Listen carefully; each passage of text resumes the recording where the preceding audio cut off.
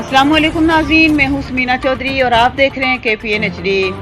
آج مورخہ 8 اپریل 2022 کو آزاد کشمیر میں بڑھتے ہوئے جرائم کی روک تھام کے لیے پورے آزاد کشمیر میں IG آزاد کشمیر سہیل حبیب تاجک کی کھلی کچہری مہم جوئی کے حوالے سے ضلع پونچھ پاچھوڑ کے مرکزی مقام داتوٹ میں SHO داتوٹ نوید کبیر نے جامع مسجد ابوبکر صدیق میں نماز جمعہ کے بعد کھلی کچہری کا انعقاد کیا، جس میں علاقے کے معززین، سیاسی اور سماجی لوگوں نے بھرپور شرکت کی،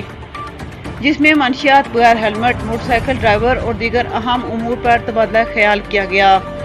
SHO نوید کبیر اور ان کے سٹاف کی کارکردگی پر اطمینان کا اظہار کیا۔ مقررین میں سردار پرویز یعقوب،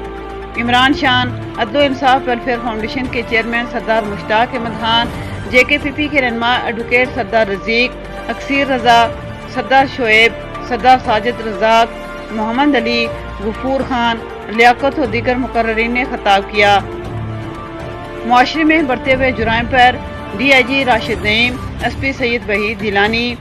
ASP خاور علی، ضلع پونچھ کی کارکردگی پر ان کو خراج تحسین پیش کیا اور ایک مشترکہ بیان میں IG آزاد کشمیر سے مطالبہ کیا کہ پولیس کو جدید خطوط پر استوار کرنے کے لیے ان کی ڈیوٹی 10 گھنٹے رکھی جائے اور سٹاف کو پیٹرولنگ کے لیے ٹرانسپورٹ اور فیول کی ضروریات کو پورا کیا جائے۔